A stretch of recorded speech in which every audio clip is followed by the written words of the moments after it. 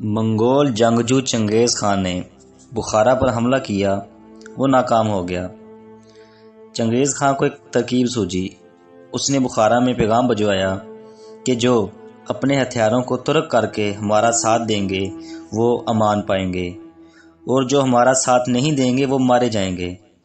اس message سے بخارا دو گروہوں میں تقسیم ہو گیا۔ بخارا انتشار کا شکار ہو گیا۔ ایک گروہ کہنے لگا، اس میں چنگیز خان کی کوئی چال ہے، اس میں اتنی صلاحیت ہوتی تو وہ ہمیں امان کی پیشکش کیوں کرتا؟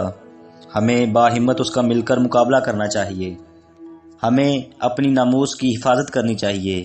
اگر ہم مر گئے تو شہید اور بچ گئے تو غازی کہلائیں گے۔ اور ایک گروہ بولا، اگر چنگیز خان خون ریزی کیے بغیر معاملہ حل کرنا چاہتا ہے تو ہمیں اس کی پیشکش قبول کرنی چاہیے۔ چنگیز خان اتنا بھی کمزور نہیں کہ وہ بخارا پر حملہ نہ کر سکے، اور ساتھ میں وہ تو ہمیں امان بھی دے رہا ہے۔ انہوں نے چنگیز خان کو اپنی آمادگی کا پیغام بھجوایا، جبکہ باقی گروہ نے اس کی آفر کو رد کرتے ہوئے جنگ کرنے کا اعلان کر دیا۔ امان قبول کرنے والے گروہ نے چنگیز خان کے ساتھ مل کر اپنے بھائیوں کے خلاف جنگ لڑی اور اپنے بھائیوں کو قتل کر دیا۔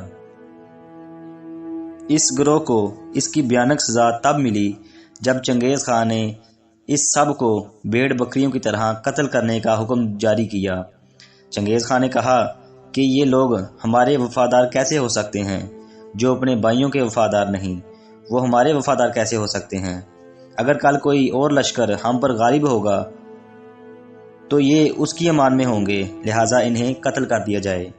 دوستو، اس کہانی کو آپ کے سامنے پیش کرنے کا مقصد صرف یہ ہے کہ ہمیں ہمیشہ ایک رہنا چاہیے، ہمیں اپنی پاک فوج کی قدر کرنی چاہیے۔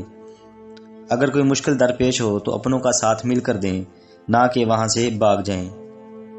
پنجابی کا ایک شعر ہے، بے شرمی دے مرغے نالوں ساگ سروں دا چنگا، بے غیرت دی یاری نالوں سنگ کتے دا چنگا۔